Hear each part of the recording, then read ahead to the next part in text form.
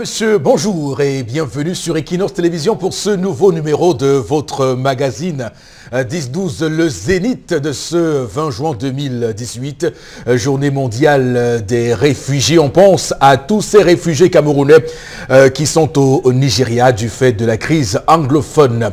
Nous parlerons davantage ce matin du gouvernement qui engage la sécurisation du Sénadi sous la houlette de Louis-Paul Motazé, le ministre des Finances.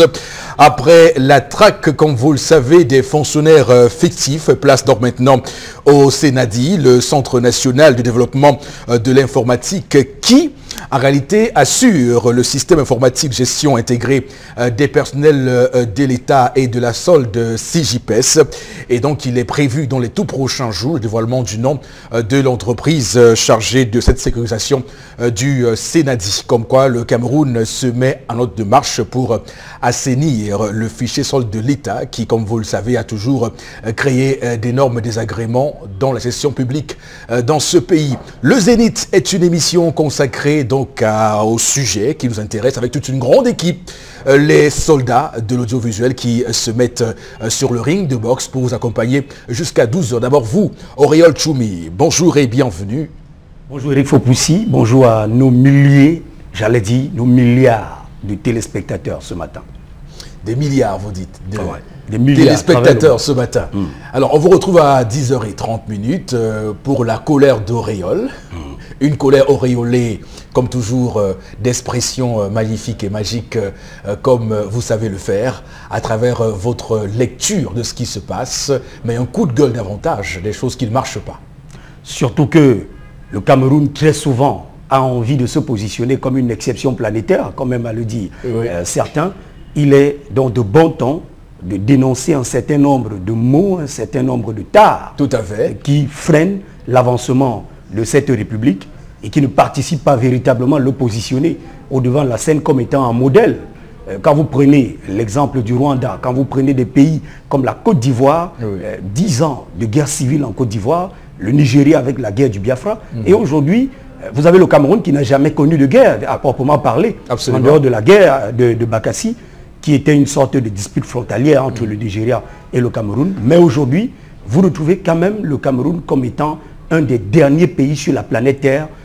Il y a de quoi être en colère tous les matins quand on est sur le plateau de 10-12 le Zénith. Absolument, Auréole Choumi qui va signer sa chronique à 10h30. Pensons ce matin aux 15 personnes mortes à Abidjan des suites d'inondations, de pluies diluviennes qui de ce côté-là a causé de nombreux morts. Également sur le plateau ce matin, lendemain de victoire du Sénégal qui marque aussi la première victoire africaine en Coupe du Monde en Russie 2018. Victoire face à la Pologne, 2-1. Je vous dis bonjour Florazé, bienvenue sur le plateau. Merci Eric Fopoussi, bonjour à vous sur le plateau, à nos chers téléspectateurs. Oui, très contente également, enfin on a également vu des posts des Camerounais se dire être sénégalais cette fois. Donc ça prouve quand même qu'on reste aussi unis en Afrique et puis avoir une très belle représentation, une très belle performance, ça donne de l'espoir. Alors ce matin, dans le cadre de la revue des réseaux sociaux, lorsqu'il sera 11h passé de 6 minutes, il y a tellement d'informations à se mettre sous la dent, mais également on va revenir sur la crise anglophone. Nous sommes dans un village dans le sud-ouest, Ekona, près de 2500 habitants qui ont pris la broussaille pour refuge, la brousse pour refuge, un village totalement vidé justement par les violences grandissantes dans cette partie du pays. On va revenir également avec la crise économique qui sévit à la CDC, Cameroun Development Corporation. On sait très bien que c'est une entreprise au sud-est qui produit quand même de la banane, de l'EVA et bien d'autres. Donc on va revenir sur cette type d'informations avec d'autres en complément dans le cadre de la revue des réseaux sociaux. Bon, je commence déjà à savourer toutes ces informations-là, Florazé. Je tenais à vous dire que votre surnom a été tout trouvé juste après la victoire sénégalaise hier, Florazénab, puisque tout le monde se met à l'heure sénégalaise et au Wolof. Merci Eric Fopoussi. Oui. Alors sur ce plateau, Smat Borobengan, bonjour et bienvenue, doyen. Bonjour Monsieur Fopoussi Negou, bonjour à vos chers téléspectateurs. Nous sommes bien mercredi le 20 juin 2018. C'est aujourd'hui que le chef de l'État doit nous dire si oui ou non nous allons aller aux élections municipales ou pas. Va-t-il les reporter? Va-t-on les tenir cette année? C'est la date limite, c'est aujourd'hui. Il en a jusqu'à minuit. Oui, la convocation du corps électoral pour les municipales, mais également demain 21 pour les législatives et jusqu'au 16 juillet, puisque depuis le 16 juin, il peut convoquer pour la présidentielle. Donc, c'est vraiment une course contre la montre qui est lancée contre le président Paul Biya maintenant. Va-t-il respecter la loi, la Constitution, ou va-t-il se mettre en marge de la réglementation des textes de la République? On verra bien si les républicains, comme il semble bien vouloir nous le dire tous les jours dans ses discours. Madame, Monsieur, l'émission se démarre tout de suite avec la première articulation. Il s'agit de l'histoire du jour. Nous posons sur la table un problème et on essaie de le résoudre avec évidemment Haribel sur ce plateau. Bonjour et bienvenue Haribel. Bonjour Eric Fopoussi, bonjour Auréole Tchoumi. Bonjour Mani. Bonjour Florazé. Bonjour. Bonjour le Père Mbombo. Bonjour ma fille. Et bonjour à vous. Bonjour aux mamans papa. Vous connaissez les mamans papa? Vous connaissez pas les mamans papa? C'est encore quelque Les mamans qui se lèvent tôt, qui partent au marché Sandaga, chercher de quoi manger pour nourrir les enfants. Non, mais On les appelle les mamans papa. non, c'est leur devoir.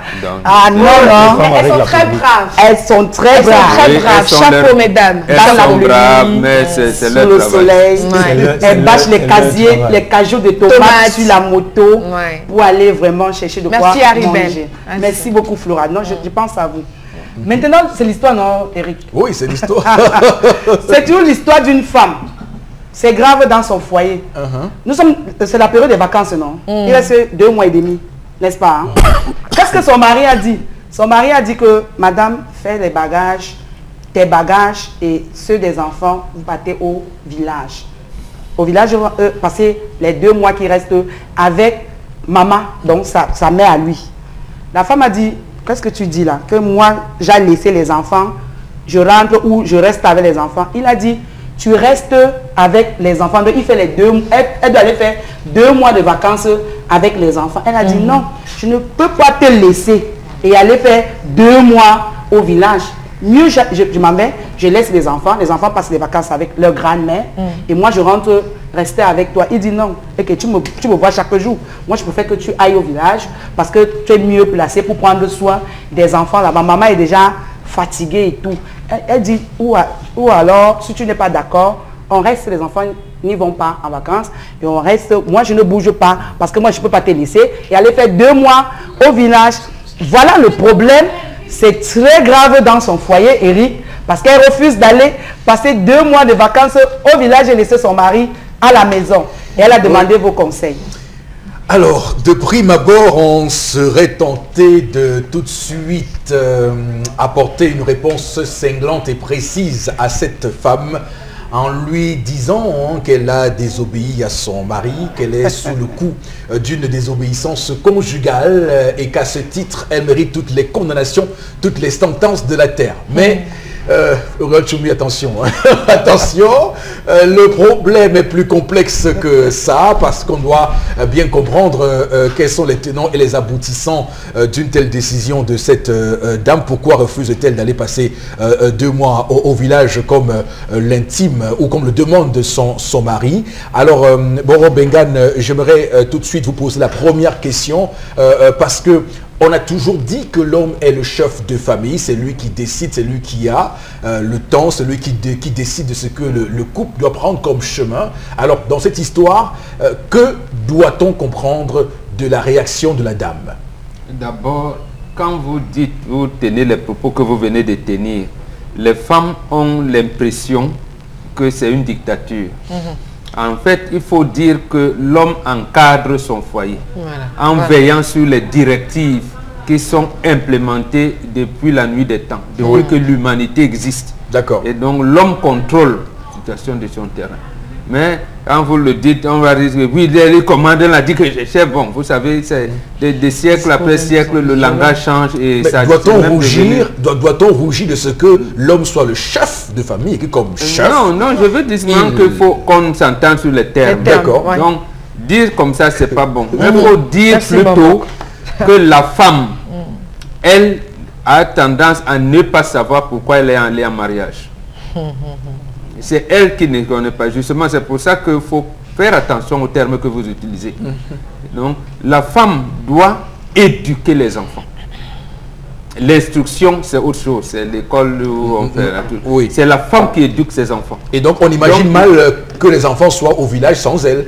Absolument. Oui. Il faut qu'elle les accompagne. Et quand le mari dit 2 mois, la question fondamentale que la femme, son épouse, aurait pu lui dire, mais qu'est-ce que je vais dire aux enfants? Voilà, c'est-à-dire que est-ce qu'il y en a qui sont un peu turbulents que d'autres, ainsi, voilà. Et bon, rester là-bas. Mais elle ne s'occupe pas de ses enfants. Elle veille plutôt sur... elle soupçonne son mari, sûrement. Elle commence à soupçonner son mari, alors que son rôle principal, c'est de veiller sur l'éducation des enfants. C'est la femme qui éduque ses enfants. Et donc, maintenant, le mari donne un argument de taille. Tu sais que maman est fatiguée. Voilà, ça veut dire qu'en fait, que la femme, elle doit éduquer ses enfants et elle doit veiller, parce que c'est elle qui restera avec les marmites de sa belle-mère. D'accord. Ce ne sont pas ses enfants. Donc, en fait, ce mari, il faut lui donner, j'allais dire, un trophée. Parce que et la femme ne comprend rien à rien. C'est à elle de savoir que, ah, voilà une autre confiance. C'est-à-dire que mon mari me fait confiance. Non seulement je vais avec les enfants, mais à côté de leur grand-mère pour laquelle je vais prendre le terrain. Donc c'est elle qui prendra la cuisine de sa belle-mère. Mais elle a fait d'oublier ça. Oui, est-ce que c'est la seule raison qu'on pourrait mettre sur la table ce matin? Est-ce qu'il n'y a pas derrière des relations conflictuelles que cette femme pourrait entretenir avec sa belle-mère? Ou peut-être elle n'est pas habituée à vivre dans les conditions difficiles du village. Il y a des femmes qui le disent, hein, qu'elles préfèrent rester en ville avec tout ce qu'on a comme concert de télévision, de distraction en ville, d'engagement, qui pourrait nuire à son épanouissement in fine. Dans la vie, il y a ce qu'on appelle l'ordre des priorités. Et c'est même les femmes qui nous le rappellent souvent. Oui. Quand vous lui dites, vous avez besoin de... Elle peut vous laisser la nourriture là parce que ses cheveux, dans ses priorités, c'est que ses cheveux doivent vraiment, ça fait 3 mois, le pain n'entre plus. Voilà. Et donc, c'est l'ordre des priorités. Ici, elle oublie donc les priorités. Qu'est-ce qui est prioritaire et pour elle et pour sa vie? Et même si elle avait des problèmes, elle avait, comme vous avez dit, elle était en relation conflictuelle avec sa belle-mère. Oui. C'est l'occasion là maintenant de tout résoudre, puisque c'est à elle que reposera toute la famille demain, lorsque sa belle-mère ne sera plus. Donc elle fait donc d'ignorer les priorités. Et quand vous ne mettez pas, vous ne traitez pas les problèmes par ordre de priorité, justement, on va vous aller rester dans les détails. Oui, mon mari, d'abord, quand je suis parti, il est rentré à 18h. Quelquefois, à 15h30, dès que le travail finit, la mère commence à rentrer à 18h30. D'abord, elle va mettre des gens qui vont surveiller son mari. Ça, c'est des épiphénomènes. Ça n'entre même pas dans l'organisation normale. Donc, il y a des priorités qui sont l'éducation de la base. Voilà, l'éducation d'avant et surtout, elle est comptable matière de la maison, à commencer par la cuisine de sa belle-mère qui va bientôt partir. Dont elle est l'héritière ipso facto. De toutes les manières, elle est l'épouse de quelqu'un et elle a trouvé une belle-mère et c'est elle. Quand la belle-mère va partir, ce ne sont pas ses propres filles, c'est elle qui est la belle-fille qui va ouvrir la chambre de sa belle-mère pour partager, y compris aux sœurs de son mari. D'accord. Parce que c'est à elle que la maman confie sa cuisine. Très bien. Alors, Auréole Choumi, ce matin, je vous demande, hein, vraiment les yeux dans les yeux, je vous le demande clairement ce matin. Voilà, ne craignez rien. Alors, est-ce que pour cet homme, c'est pas exagéré quand même de demander à son épouse de passer 2 mois hors de sa maison, connaissant les hommes avec leurs appétits, on imagine libidinaux, comment va-t-il tenir 2 mois sans sa femme près de lui? Alors je vois les gens commencer à me dire, à me faire un procès d'intention. Est-ce que c'est pas quand même exagéré? 2 mois, c'est pas beaucoup quand même? D'abord, il faut pousser que avec elle à la maison ou sans elle à la maison, on fait ce qu'on veut quand on le veut. Le travail finit très souvent à 18h. On arrive à la maison à 20h. On est parfois au bar en train de prendre une bière avec des amis. Mais on peut être avec une petite. Est-ce qu'on a besoin qu'elle soit légitimée? Je suis en train de vous dire donc que ce n'est pas un argument. C'est-à-dire que l'homme qui a envie de s'envoyer en l'air avec des petites ou de jouer la vie avec des petites, n'a absolument pas besoin que sa femme soit au village. Ça c'est bien. L'homme sait que, Éric Fopoussi, nous sommes dans un pays difficile où l'assurance sociale, la couverture santé n'existe pas. Parfois, le travail se fait sans affiliation à la CNPS.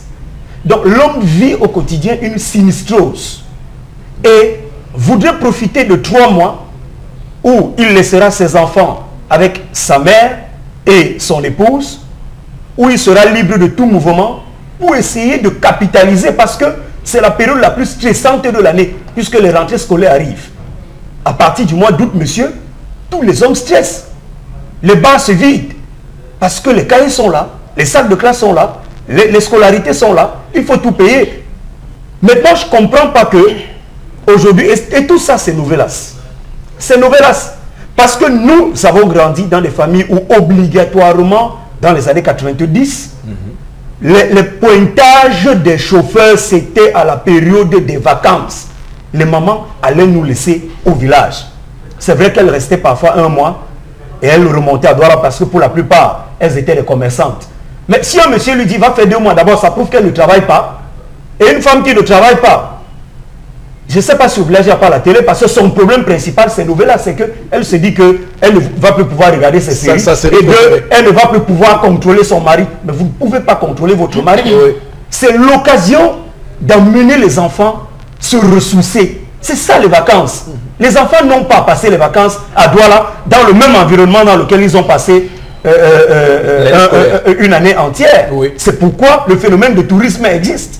Et si nous n'avons pas de moyens conséquents, il est important pour nous de pouvoir faire un tourisme, ne serait-ce que à quelques 300 km de la ville de Douala ou de Yaoundé, de l'endroit où on se trouve. Et la femme, je voudrais sortir par là, la femme n'a pas à désobéir à son mari. Elle doit apporter des arguments de poids. L'homme a avancé un argument de taille, l'état de santé de sa maman. Mais qui devrait veiller sur la maman? Maman Menga a tout dit. Qui devrait veiller sur la maman? Ce ne sont pas les filles de la maman, monsieur. Ce sont les belles filles qui veillent sur la maman. D'accord? Et c'est l'occasion pour elle d'amener les enfants, parce que nous, ici à Douala, on ne parle que le français et l'anglais à nos enfants. L'anglais pour ceux qui en parlent. Mais, comme on le dit depuis l'enfance, là, un bandit entre chez toi, tu es incapable de dire à l'enfant, donne-moi mon fusil qui est au chevet du lit. Parce qu'il ne sait pas parler ta langue. Donc c'est l'occasion pour la maman d'emmener les enfants au village, de se ressourcer elle-même avant de revenir. Avant de revenir. Ok, Auriol, on aura compris hein, clairement. Florazé, je commence un tout petit peu à soupçonner que vous soyez tout à fait aux antipodes de ce qui a été dit jusqu'ici, parce que vous estimez que c'est une honte de dire ça. Oui. Non, il faut éviter de rabaisser. Non, vraiment. Vous êtes total. Oui, mais non, il faut éviter de rabaisser la femme. Oui. On ramène les novellas et tout. Et puis quoi? On a le droit de choisir avec quoi se distraire. Alors non, et vous, et dans vos propos, vous entamez, vous rabaissez la femme, parce que quand vous dites l'homme est le chef de famille, qu'est-ce que l'homme a prouvé à la femme? L'homme n'a rien. L'homme n'a rien. Non, oui, mais l'homme n'a rien. Et Momoka a bien fait. Momoka a bien fait de vous recadrer, en fait. Momoka a bien fait de vous recadrer. Parce que l'homme n'a rien à prouver à la femme. La femme sait que l'homme est le chef de famille. Et la femme sait que c'est l'homme qui doit encadrer la famille. Sauf que c'est l'homme, en fait, qui ne le sait pas. Et la femme a le droit également, ou le devoir, de dire à l'homme, ici tu as fauté, ou alors de mettre l'homme à un moment donné devant les faits accomplis. Alors on revient maintenant pour l'histoire du jour. Mais attendez, cette femme, elle n'a pas d'activité à Douala, elle ne bosse pas, elle ne travaille pas. Voilà une femme qui est frustrée dans son foyer. Parce que justement, mon cher ami Auréole me dit, la vie est difficile et haute. Oui, raison pour laquelle madame doit s'occuper. Elle doit être à Douala, une activité autre. Je ne suis pas contre le fait que les enfants changent d'atmosphère et autres. Encore que là, ça dépend de chaque famille. Moi, avant d'envoyer mes enfants, je vérifie, je. Chez votre belle-mère? Non, vraiment, je ne parle pas de la belle-mère, non, je ne parle pas de la belle-mère, mais de n'importe qui. Ce soit un frère, un ami. Je peux envoyer mes enfants. Non, je peux envoyer mes enfants même chez un ami. Donc je dis que je vais. Encore la belle-mère, s'il n'est pas en bonne santé, qui va prendre soin de ses enfants? Mais attendez, si elle n'est pas en bonne santé, autant mieux faire venir grand-mère. Peut-être en ville, s'il y a des moyens. Et puis, il y a grand-mère, s'il faut passer 1, 2, 3 astuces grand-mère, des préliminaires, autres enfants, ça peut bien se faire en ville. Ça, vraiment, j'ai limité ce contexte. Donc, je viens pour dire que question directe, la femme a... Question directe, je vous en prie. Pour une femme qui ne travaille pas, quelles peuvent être les raisons de son refus d'aller passer 2 mois au village chez sa belle-mère? Oui, parce qu'elle veut... Elle veut faire quoi? Elle veut peut-être contrôler son mari. Et c'est pas mauvais. Voilà. Elle se demande... Et le souci, je m'en vais au village pour 2 mois. Qu'est-ce qu'il va faire? Comment va-t-il se nourrir? Comment sera-t-il? Il y a des questions, pas seulement parce que madame veut à tout prix être inspecteur d'Éric ou Colombo pour fouiller, farfouiller, etc. Non, non. Mais parce qu'elle se demande, mais attends, je m'en vais au village pour 2 mois, mon mari fait comment? Qui va cuisiner pour mon mari? Qui va ranger? Qui va laver? Qui va... Mais attendez, il y a quand même des questions basiques que la femme se pose. Et ça n'a rien à voir. Ça n'a rien à voir avec le fait que non, mon mari est infidèle. Ne rabaissez pas la femme, ne rabaissez plus les femmes à ce niveau. Maintenant, je dis que le mal, en fait, je comprends. Si elle tombe malade pendant 2-3 mois, elle va préparer pour son mari. Sauf qu'on ne construit pas. Je vais rejoindre le monde. On ne construit pas le monde et la vie avec les si. Voilà, mais sauf que ça veut dire la langue doit recommencer sur elle connaît. Non, je vais terminer. Quand l'homme est malade, et quand la femme est malade, ou quand la femme ne se sent pas bien, qui prépare pour l'homme? Pardon, qui peut... Mais c'est la femme, vous savez, elle se bat, elle se plie en 4 000 pour le faire. Elle se bat en 4 000 pour le faire. Non, non, je dis que dans le cadre bien précis, puisqu'on parle souvent de la période des vacances, moi je dis, je demande aux femmes, même dans le foyer, d'être indépendantes, d'avoir des petites activités hautes. C'est pas qu'on va en concurrence, en conflit avec l'homme. Non, mais parce qu'on veut participer à une certaine harmonie dans le couple. Mais non que cette femme, peut-être justement, l'homme joue sur... l'oisiveté de sa femme. De sa femme, oui. Et il faut pousser, dire, il va aller prendre des bagages, tout va aller, vas-y, va au village. Non, rien à faire ici, tout va au village. Non, c'est une femme frustrée. Maintenant, elle se pose des questions. Parce qu'elle est habituée. Vous avez votre belle-mère qui vous attend. Et qui va vous confier toute la elle peut aller au village. Vous savez, c'est pas comme si elle ne voit jamais sa belle-mère. On planifie dans la famille avec l'époux. Mamie peut venir en ville peut-être une fois l'année. Je dis n'importe quoi. Et c'est une période. Mamie qui est malade, ne maîtrise pas tous les humeurs des enfants. Mais vous croyez que c'est à la femme, maintenant d'aller... Non, non. Je crois qu'il faut un dialogue et une planification. L'homme n'a pas le droit de se lever et prendre les décisions tout seul. On aura compris. D'accord, Florazé. Mais toujours est-il, et c'est pas moi qui le dis, vous qui dites que bon, m'a recadré. Si m'a recadré, c'est qu'elle a recadré la loi. La loi est claire.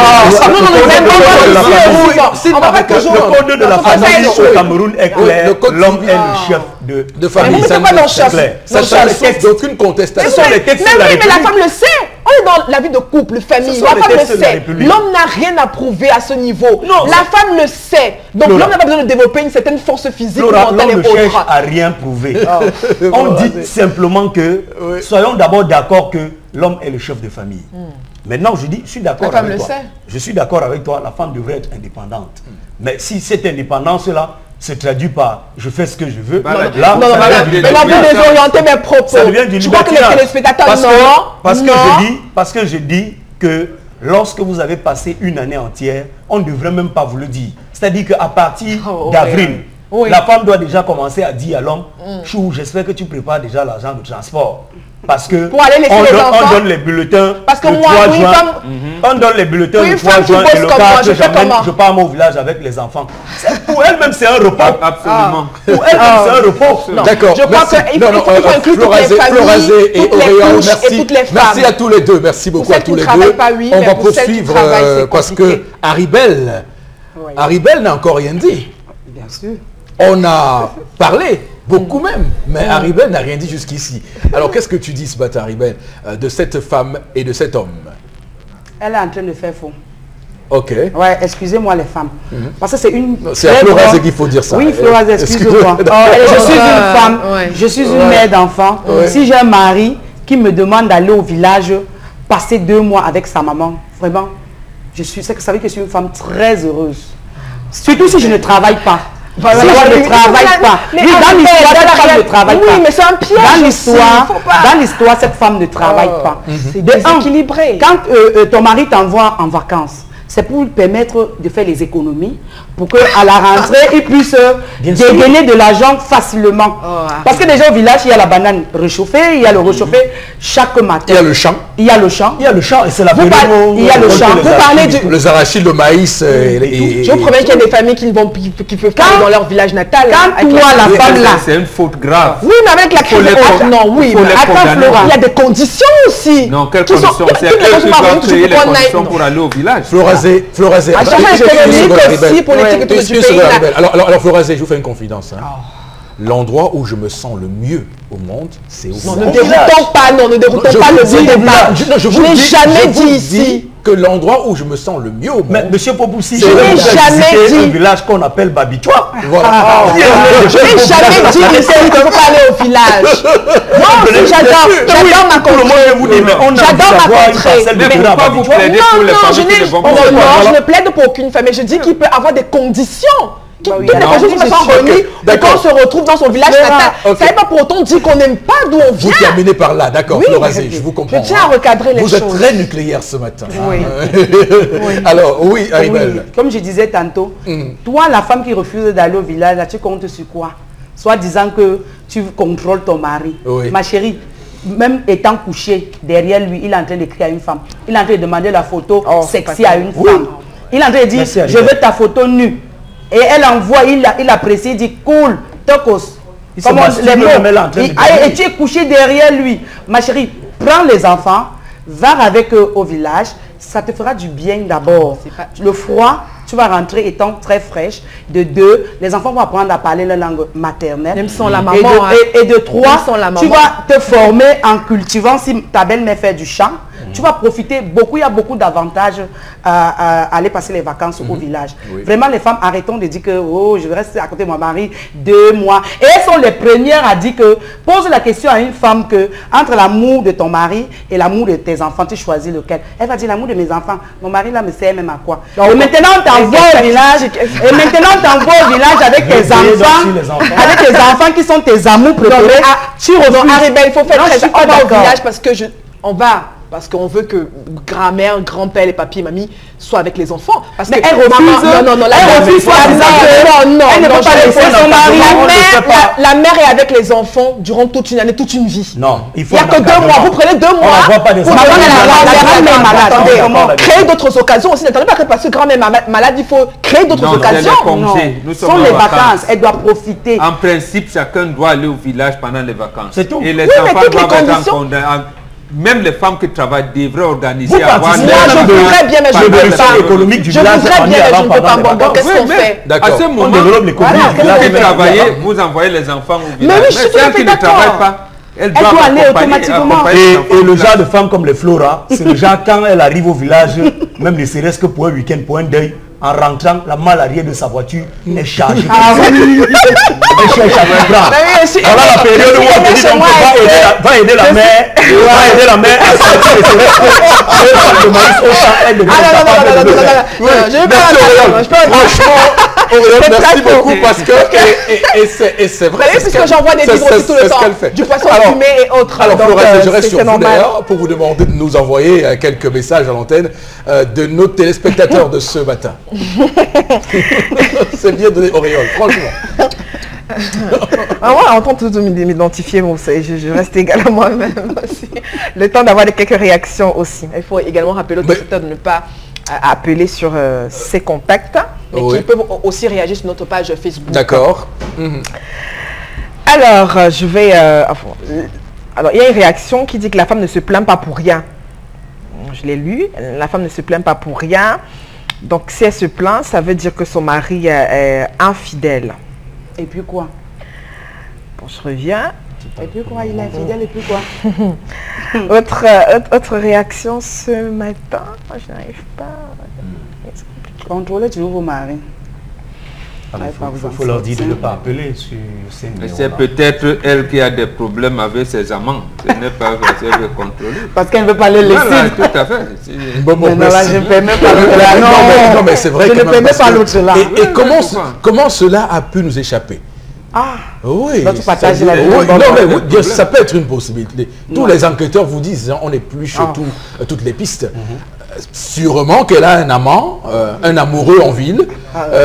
Et son amant ne peut pas aller au village aussi? Non, la Il peut pas. grand-mère, Mais la grand-mère n'en sait rien. Comment il fera? Il sera à son travail pour venir au village à la poursuite de quoi? Je trouve que cette femme manque de confiance pour son mari. À quoi sert l'union dans un couple? C'est légitime de changer d'air en famille. Cette femme connaît bien son mari, elle ne se plaint pas pour rien, il n'y a pas de fumée sans feu. Une autre réaction... bonjour à vous. Cette femme doit aller prendre la bénédiction de sa belle-mère et apprendre la langue aux enfants. Emmanuel Santos Sandokpassi. D'accord. La femme n'a pas de travail en ville. Pourquoi n'accepte-t-elle pas d'aller passer ses vacances? Il faut aussi que pendant ces 2 mois, elle puisse se ressourcer. Magnifique. Très bien. Autre réaction, ce n'est pas... merci pour cette réaction. Cette femme doit aller également prendre les conseils de sa belle-mère. C'est une bénédiction pour elle. D'accord, merci beaucoup à vous, chers téléspectateurs, pour vos différents messages au cœur du Zénith.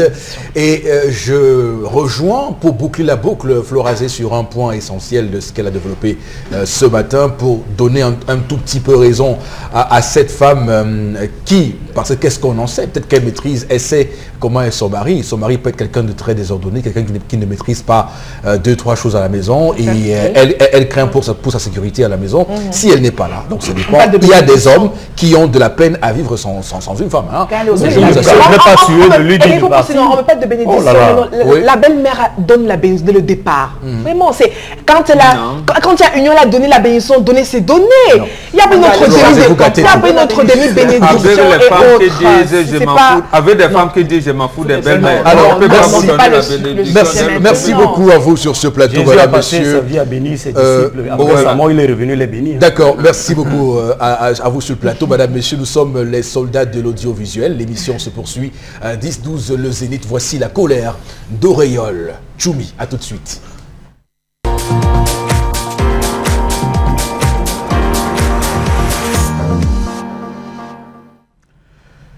Éric Faupoussi, je suis en colère. Je suis fâché ce matin. Je suis fâché et très fâché contre la mafia des jeux de hasard au Cameroun. Vous nous dites que la jeunesse est le fer de lance de la nation. Si vous vous souvenez de l'auteur de cette phrase, tant mieux pour vous. Mais parlons-en. Voulez-vous? Que signifie fer de lance? Ne cherchons pas de midi à 14 h, Éric Faupoussi. Nous sommes là en face d'un slogan creux, imaginaire, trompeur, rêveur, injurieux et pathétique. Bombok, nous sommes là en face d'un discours de politique politicienne émanant d'une caste de vieillards qui se partagent en toute aisance le gâteau national et qui se plaisent à dire aux jeunes, le Cameroun de demain vous appartient. Pendant ce temps, ces jeunes, fers de lance de la nation, n'ont plus pour seule issue que les jeux de hasard. J'ai pitié. J'ai pitié. Les jeux de hasard. Vraiment. J'ai pitié de ceux qui dirigent cette île de misère. Voilà la parfaite illustration d'une société en crise. Aujourd'hui, au pays de ma mère, les jeunes sont devenus si vulnérables, si fébriles, si désespérés qu'ils ne croient plus en rien, si oui, aux jeux de hasard pour produire leur existence. Le désespoir a envahi le fer de lance de la nation au point où ils se réfugient derrière les jeux de hasard pour ne pas abdiquer, pour avoir devant Dieu au jugement dernier le mérite d'avoir osé. Vraiment. Comment comprendre? Comment comprendre que du nord au sud, de l'est à l'ouest, du littoral au centre, comment comprendre que les jeunes n'aient plus pour seule issue dans ce Rio dos Camaroès que les jeux de hasard. Vraiment. Vraiment.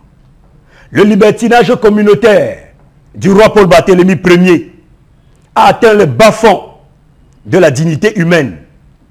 Oui, mes bien-aimés, en violation de toutes les prescriptions légales, les jeux de hasard sont devenus la pièce maîtresse de distraction de cette jeunesse.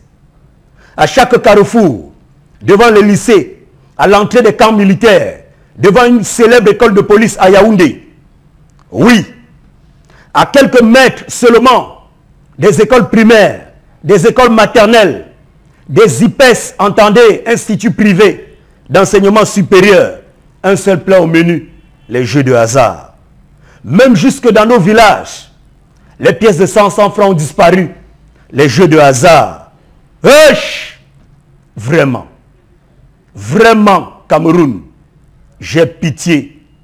J'ai pitié de ceux qui sont chargés de conduire les rênes du Rio dos Camaroes. Cette île de misère est en proie à la mendicité. Les jeunes se disent qu'en s'investissant dans les jeux de hasard, ils réussiront eux aussi à mener une existence digne. À peu près semblable naturellement à celle des barons du régime qui n'ont besoin que de 5 ans seulement dans la mangeoire nationale pour se taper des duplex, des meublés, pour rouler dans des véhicules qu'on voit encore dans des pages publicitaires sur des grands médias étrangers. 5 ans seulement et vous devenez un super bobo au Cameroun. J'ai pitié. Et dit que le vieux Manitou, mes bien-aimés, lui-même qui récite chaque 10 février, à la jeunesse, vous êtes le fer de lance de la nation. La question, je me la pose, connaît-il cette jeunesse? Oui, mes bien-aimés, après 36 ans de règne, il logne encore 7 autres années à la tête d'un pays que ces barons ont plongé dans les bas-fonds de la décadence morale. Comment est-ce possible que le pouvoir soit si sucré? Le culte de la facilité est devenu le plat de résistance de la jeunesse dans cette île de misère. Allez comprendre pourquoi la MIDA a réussi son coup. Allez comprendre pourquoi des pasteurs nouvellement réveillés ont réussi leur coup. Allez comprendre pourquoi le niveau de l'éducation est devenu du gros n'importe quoi. Allez comprendre pourquoi l'annonce de Jésus ou de Marie qui apparaît dans une localité attire tant de foule. Allez comprendre pourquoi chaque église de réveil a sa chaîne de radio et sa chaîne de télévision et diffuse en permanence les miracles imaginaires et les témoignages mensongers des complices, des pasteurs qu'on appelle fidèles, général, prophète. Wesh! Vraiment, j'ai pitié. J'ai pitié de tous ceux-là qui sont censés veiller à la force morale de la jeunesse au Cameroun. L'éducation civique a foutu le camp. Oui, le remplaçant de Mini Pampam, Shoga, a perdu sa langue. Lui qui est en charge de la jeunesse et de l'éducation civique. Combien de jeunes dans cette rue publique peuvent dire, les yeux fermés, le nom complet de leur ministre en charge de la jeunesse? Cet homme d'affaires a mieux à faire que de contrarier ses homologues de la mangeoire nationale. Oui, mes bien-aimés, j'ai pitié. Et là, vous comprenez que le Cameroun n'est pas secoué seulement par une crise sécuritaire, une crise économique. Il n'y a pas dessus tout une grave crise mentale et sociale très profonde. Et pour saler l'addition, la Chambre parlementaire de cavaliers solitaires a adopté en juin 2015 un compte d'affectation spéciale à ces jeux de hasard. C'est dit qu'au lieu de les combattre, les élus de la mangeoire nationale les ont plutôt institutionnalisés. On se ment à nous-mêmes. On se ment à nous-mêmes qui sont des sources de revenus conséquentes pour le trésor national. Et puis quoi encore? On se ment à nous-mêmes qui sont des niches d'absorption du chômage. Faux et archi-faux. En dehors de quelques entreprises citoyennes qui sont installées sur le territoire camerounais depuis le début des années 90 ou un peu avant, pouvons-nous dire, mes bien-aimés, pouvons-nous dire combien de nos frères employés dans ces entreprises, que ce soit de paris sportifs ou de poker, ont un profil de carrière? Que deviendront-ils dans 5 ans? Combien gagnent-ils par mois? S'ils ne finissent pas détourneurs de fonds, Combien pourront doter une femme, acheter un terrain viable et légal, lancer une fondation, envoyer des enfants à l'école? Combien d'employés dans ces gouffres pour la jeunesse ont une couverture maladie? Des journées entières devant des machines, des fumeurs, des bruits. Vraiment, j'ai pitié. J'ai pitié, mes frères. Combien d'employés dans ces tombes pour la jeunesse ont? Oui, combien ont-ils une affiliation à la CNPS? J'ai pitié. J'ai vraiment pitié. Regardez le vrai abcès de cette république. Oui, regardez le vrai abcès de cette république. Regardez bien, mes frères. Savez-vous que tous déclarent, les entreprises de casinos, les grands casinos, déclarent un chiffre d'affaires de 10 millions. Mais savez-vous que les grands casinos ont 6 tables de poker. Et chaque table a un fonds minimum de 16,5 millions de francs CFA. Chaque nuit, les patrons déclarent les faux salaires pour se soustraire aux impôts. J'ai pitié. Ok, merci beaucoup Oriol Choumi pour cette chronique ce matin liée donc au jeu de hasard au Cameroun et tous ses corollaires comme conséquences et dangers pour cette jeunesse camerounaise, mais pas seulement, puisqu'on voit de plus en plus donc, de personnes adultes s'adonner à cœur joie à ces jeux de hasard. Et vous avez de fort belles manières relevé dans vos écrits ce matin le cas des pièces d'argent qui sont devenues d'une rareté exécrable et inouïe au Cameroun, puisque les pièces de 100 francs, on ne les trouve plus facilement au Cameroun du fait de ces jeux de hasard appelés de manière triviale taper. Mais il faut dire qu'au Cameroun, il y a, comme toujours, et je tiens à le dire, un arsenal juridique prévu en la matière. Le code pénal, le nouveau code pénal, l'article 249/7, donc punit sévèrement toute personne qui laisse libre cours à l'accès à ces jeux de hasard-là, à des personnes que le législateur a bien circonscrit. D'abord les mineurs, il est vraiment interdit de laisser les mineurs donc se faire happer par ces jeux de hasard-là. Les personnes, les contrevenantes à cela sont sous le coup, on va le dire, des sanctions pénales. Mais il y a également les militaires et les hommes en tenue, les personnes qui sont chargées donc de faire respecter la loi, qui sont également interdits d'accès à ces jeux de hasard. Et enfin, le législateur a prévu les personnes en état d'ivresse ou susceptibles d'être dangereuses ou de porter atteinte à l'ordre public qui sont illégalement, et là encore, interdites d'accès aux jeux de hasard. Donc voilà ce qui est prévu par le législateur. Est-ce que c'est respecté? Et maintenant, le Cameroun, on va le dire, n'a pas interdit les jeux de hasard. Il faut qu'on soit bien précis sur le coup.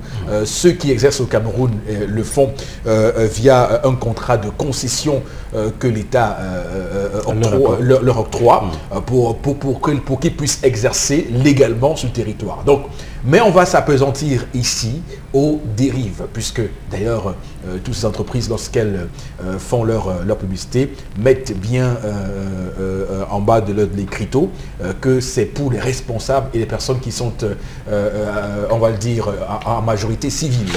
Bon, Bengan, nous parlons ce matin on va le dire, hein, des abus de ces jeux de hasard. Non. Clairement. Vous parlez des abus. Qui abuse alors? Oui. C'est le législateur camerounais qui a, j'allais dire, qui a autorisé la déviance.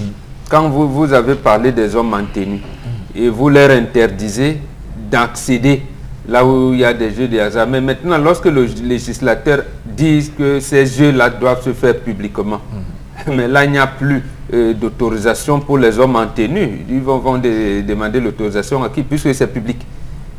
Bon, le lieu public est accessible à tout le monde, y compris aux hommes en tenue et surtout aux hommes en tenue. Donc, bon, l'accès pour jouer. L'accès pour jouer. Hier, les jeux de hasard étaient confinés dans des endroits bien précis. Ou alors il y a certains jeux qui se font dans des endroits, j'allais dire, bien cachés. Précis. Et voilà, bien précis, cachés. Les casinos et autres. Maintenant, les autres jeux de hasard qui sont publics, où tout le monde passe, les hommes en tenue, voilà. est-ce qu'il leur est interdit de le faire? Mais sauf que, oui, il aurait le code pénal est limpide sur la matière. Il n'y a pas d'ambiguïté. Et maintenant, lorsque le même législateur laisse certains jeux de hasard, vous avez parlé, parce que moi je vais citer les Chinois qui viennent mettre les machines à sous à côté des établissements scolaires. Oui, et le législateur dit que c'est interdit aux mineurs. Oui. Bon, on sous-entend que ceux qui vont à l'école dans notre pays ne sont plus des mineurs alors. Voilà. Donc une déviance. Donc je vous dis, on a légiféré sur les mineurs, sur la déviance sociale. Ce n'est pas... c'est pas... Ou tout au moins, on a légiféré, mais on a refusé de veiller à l'application stricte de la loi. Absolument, oui, c'est ça. Mais l'autre chose, j'ai dit, c'est institutionnalisé. Je pense en 1994, le premier ministre de l'époque, Simon Achidachou, il est encore vivant. Lorsqu'il commence à dire politique Nanjangi, tu me donnes, je te donne. Donc là, les gens ont pris ça. Mais quelques temps après, il reçoit quand même un Camerounais qui a acheté un avion. Il a acheté un avion et la presse à laquelle j'appartenais a dit, mais attendez, monsieur le Premier ministre, qu'est-ce que vous voulez inculquer à ces jeunes? La fémania, les machines à sous. Donc le Cameroun est devenu la République du Djambo. La République du Djambo, comme on dit. Donc c'est au sommet de l'État que cela commence à être implémenté progressivement. Et aujourd'hui, on se trouve dans une situation où même le législateur ne sait plus à quoi où mettre la tête. D'accord. C'est-à-dire, quels sont les gens, c'est-à-dire les autorités administratives et les forces de maintien de l'ordre qui sont chargés de l'application stricte, c'est comme ça que vous aimez souvent parler, l'application stricte de cette disposition réglementaire et légale. Oui. Voilà. Maintenant, où sont-ils alors? Il faudrait donc que l'État diligente les actions pour que ceux à qui il a donné, il a concédé une partie de ses loisirs puissent les appliquer normalement. Mais vous semblez ici mettre clairement le doigt sur l'État, mais est-ce qu'il n'y a pas d'autres responsabilités qu'on pourrait dégager parce que, je l'ai dit, c'est clair désormais que ces jeux de hasard ont pour corollaire la délinquance juvénile, la forte délinquance juvénile qu'on observe au Cameroun. On n'y va pas comme ça, on y va de manière progressive. Lorsque l'État enlève les cours de morale à l'école, lorsque l'État autorise qu'on construise les débits de boissons à côté des établissements scolaires alors que la loi l'interdit, lorsque l'État autorise, laisse par, j'allais dire, tolérance administrative ou quoi, je n'en sais rien, que les ventes emportées se transforment en barres d'ensignes et peuvent rester là toute la nuit alors qu'ils sont supposés fermer à 20 h, lorsque donc, vous voyez, la déréglementation sociale commence partout. C'est-à-dire qu'on vous inocule des arguments de déviance sociale. Les jeux qu'on autorise demain viennent seulement, comme on dit, vous finir, comme on dit au Cameroun. Donc, mais il faut dire que les jeux en eux-mêmes ne sont pas le problème. Ça veut dire que les jeux sont réglementés. C'est pour les personnes qui jouissent de leur faculté mentale, qui doivent jouer responsables et qui doivent avoir plus ou moins 21 ans. Ça, c'est clair. L'État a bien mis en place tous ces mécanismes-là. Bon, maintenant, est-ce qu'il n'y a pas une possibilité de faire en sorte qu'on éloigne les mineurs et les personnes interdites d'accès à ces jeux-là dans ce giron, dans le giron des jeux, pour qu'ils ne puissent plus jouer? Non, il y va de la responsabilité de l'État. Vous ne pouvez pas voter une loi et refuser de l'appliquer. Vous cherchez à l'appliquer. Vous l'appliquez. Là, maintenant, pourquoi on construit les prisons? C'est précisément parce qu'on sait qu'il y a des citoyens qui iront à l'encontre de la loi. Et à ce moment-là, on vous frappe. Donc, on vous frappe. Et c'est l'État qui doit veiller parce que ces entreprises-là qui ont l'autorisation d'exercice, ces entreprises payent les impôts. Il faudrait bien qu'elles rendent. Il faudrait que les services des recettes de finances les contrôlent normalement et qu'il n'y ait pas de bisbis. Il faudrait que les forces de maintien de l'ordre soient là pour veiller, parce que c'est là en fait où on commence même les infiltrations. Parce que c'est généralement des lieux de beaucoup de choses. Donc les forces de maintien de l'ordre qui sont détachées pour le contrôle de la pratique ou alors dès l'application des dispositions légales doivent être fermes. Dernière question sur les machines à sous qui causent tout ce qu'on a évoqué sur ce plateau comme manque à gagner en termes de pièces de monnaie, de pièces d'argent. Qu'est-ce qu'on peut faire pour résoudre ce problème? D'abord, interdire à ces Chinois, on n'utilise pas les pièces de monnaie, des pièces de monnaie normales pour les jeux.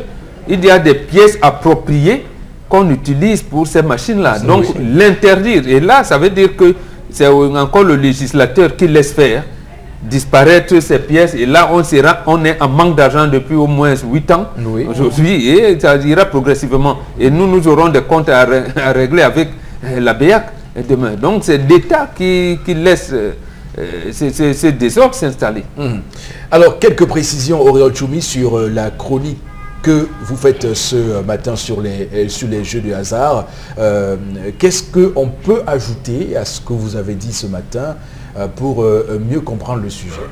Non, simplement comprendre le désordre qu'il y a dans ce Non, simplement qu'une ville comme Douala, souvenez-vous, le délégué du gouvernement auprès de la communauté urbaine de Douala, le docteur Fritz Ntonen, est en train de faire pieds et mains en ce moment pour réunir un capital devant lancer la société métropolitaine d'investissement de Douala. Il n'y a donc pas d'argent dans la ville. Si le patron de la ville vous dit qu'il n'y a pas de l'argent, comment comprendre qu'une seule ville comme Douala dispose de plus de 6 grands casinos? Les grands casinos dans la ville de Douala, c'est en moyenne, au bas mot, 10, 20, 30 millions de bénéfices chaque soir. Si vous prenez 10 pour les 6 grands casinos de la ville de Douala, sur une année, il y a 2,160 millions de francs qui sortent de la ville de Douala pour partir vers les pays de ces patrons expatriés. Dont on ne sait pas... On vous parle des gens qui déclarent un chiffre d'affaires de 10 millions, mais qui dans des machines ont au bas mot 16 millions. Uniquement, ça c'est des machines, les machines comme le Baccarel par exemple, c'est pratiquement 300 millions de francs. Et dans certains pays comme la Côte d'Ivoire ou le Sénégal, les locaux ne jouent pas au casino. Comment comprendre que dans un pays pauvre, quelqu'un joue 10 millions de francs CFA un soir dans un casino? Parce que quand on parle, les gens peuvent croire qu'on parle... C'est un moyen de blanchiment d'argent? Bien sûr, puisque tous ces patrons des grands casinos ont à côté, soit ça peut être des petits hôtels, ça peut être des petits restaurants et autres. Mais en réalité, ils n'ont que de ces restaurants et de ces hôtels. Ça ne leur apporte rien. L'argent qui sort du pays, c'est l'argent des casinos. Parce que derrière, le phénomène des jeux de hasard, ces jeunes petits-enfants qui jouent et autres, ce sont des fourmis. Hein. La mafia des jeux de hasard, ce sont les barons qui gèrent les milliards, c'est-à-dire les grands casinos. Le pari sportif, c'est des petits. Seulement, au niveau des paris sportifs, on devrait aussi un peu réglementer. Parce que vous savez, l'argent de beignet d'un enfant qui va à l'école tourne autour de 200 et 300 dans des familles pauvres. Donc, voir que et la marge minimum de ces tickets de Paris, c'est 300. Donc l'argent de beignet de l'enfant va dans les jeux. Ok. Alors Florazé, on va clairement, avec vous aussi, continuer à creuser et avoir votre avis sur ce sujet des jeux de hasard au Cameroun. Non, oui, je crois que l'État a une grosse part de responsabilité et en affectant une façon spéciale aux jeux de hasard sur le territoire national, ça a permis de pérenniser la culture des jeux de hasard. Et c'est malheureux parce qu'on les voit âgés de 15 à 25 ans qui de plus en plus sont prisés par les jeux de hasard. Et ce sont des jeunes qui ont perdu espoir, ce sont des jeunes qui ne croient plus en leur pays, qui ne croient plus aux emblèmes de leur pays, etc., qui sont défaitistes, qui ne croient plus justement à la valeur du travail. Parce que je vais également dire, il faut créer un nouvel ordre social et il faut pousser. Et puis même ça peut commencer dans les familles aussi. Je peux comprendre, oui, il n'y a pas de travail, oui, il n'y a pas ci, il n'y a pas ça, mais aussi le gain, la vie, je veux dire la vie facile aussi, peut pousser certaines personnes à être de plus en plus axées, à se voir axées justement dans les jeux de hasard. Maintenant, ces jeux de hasard qui sont beaucoup plus, qui enveloppent beaucoup plus des secteurs ou alors beaucoup plus prisés par les jeunes, les établissements scolaires, les universités, etc. et autres. Alors, on doit se constituer, Eric Fopoussi, en un bloc pour essayer de barrer la route à ce type de phénomènes sociaux. Barrer la route à ce phénomène. Mais oui, ça veut dire sortir dans la rue et contrecarrer Eric Fopoussi. Dire non à ça. Parce qu'à l'heure où on parle, je suis pour dire qu'à l'heure où on parle, on a toujours ces jeux, ces entreprises et autres qui enveloppent ou alors qui sillonnent nos établissements scolaires et autres. Juste un petit mot sur la jeunesse. Avant qu'on renvoie l'antenne, juste un petit mot sur les jeux de hasard ce matin. Moi, je vois qu'il est temps que les mères se déshabillent comme on avait fait au Togo. Parce que c'est grave, Eric Fopoussi. Oui. Quand tu donnes l'argent de baigner à l'enfant, lui il pense seulement aller multiplier cela. La preuve à la Milda. Ce sont des jeunes qui ont mis leur argent là-bas. Mais aujourd'hui, on dit qu'on les rembourse. On vous rembourse quoi? Qui vous avez envoyé d'aller multiplier l'argent? Moi, je ne veux même pas qu'on vous rembourse. Il est temps que les mamans se mettent nues. Pour qu'on essaye de mettre l'ordre dans ça. On mette un policier à l'entrée. Un jeune entre là-bas, on le chasse. Que ce soit l'affaire des grands. Oui. Vous êtes grand, vous travaillez déjà, c'est votre argent que vous pouvez multiplier. Mais l'élève là, il multiplie quel argent? C'est l'argent de baigner. Et ça fait que même la maman à la maison, son porte-monnaie est en danger. Donc quand la mère va essayer de négliger, l'enfant va prendre pour aller multiplier. Merci. Et c'est pas bien. Régularisez-moi tout ça. Merci beaucoup, Aribel. Madame, monsieur, le temps, il file beaucoup au Zénith. On va prendre juste une pause pour cette première partie de l'émission. De retour, nous serons dans un court instant. À tout de suite.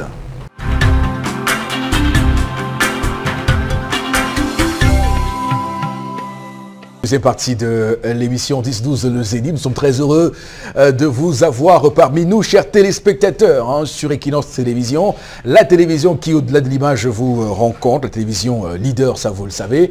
Et donc pour cette émission 10-12 Le Zénith, deuxième partie, vous savez ce qui vous est réservé. Dans un court instant, nous vous donnerons à voir et à commenter avec nous les sujets des réseaux sociaux, la revue des réseaux sociaux. Mais avant de tourner cette séquence, le temps pour nous de prendre les différents messages que vous nous envoyez avec Florazé. Oui, il faut possible. Alors, première réaction de cette seconde partie, parlons de loi ou de règles.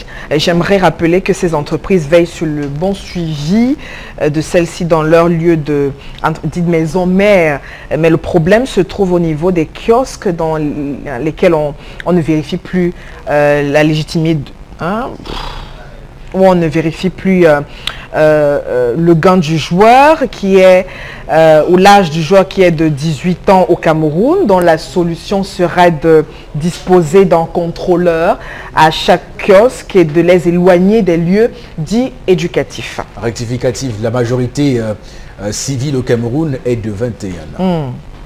Quel héritage pour nos enfants. Et en plus, ces endroits sont des lieux par excellence de blanchiment d'argent.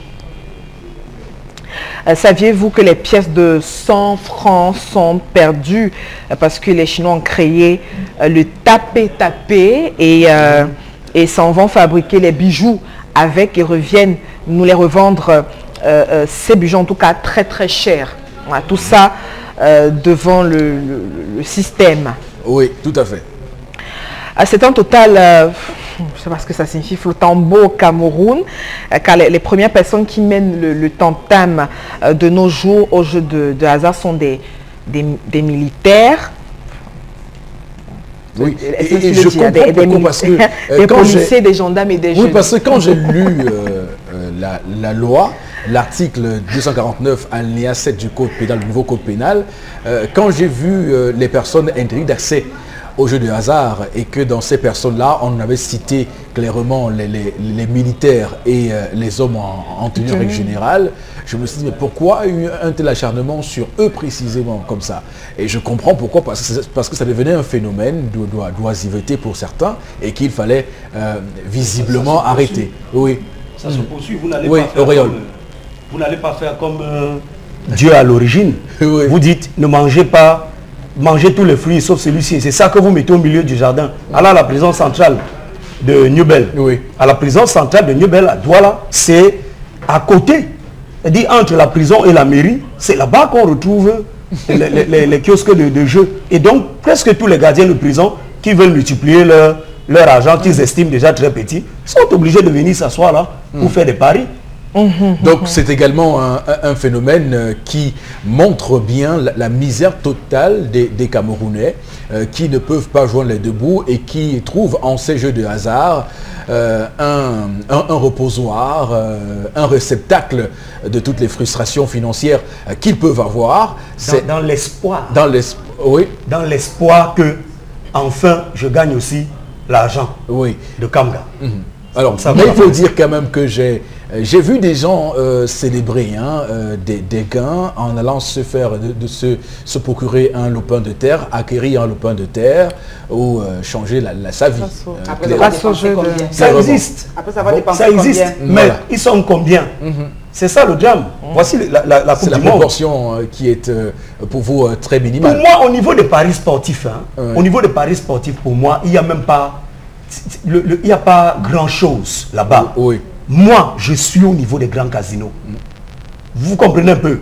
Les paris sportifs, c'est joue ta passion. Le Sénégal va jouer contre X ou Y équipe Paris. Tu donnes 2000 en disant, bon, j'essaye aussi. C'est un peu comme les courses de chevaux. Là, il n'y a pas grand-chose.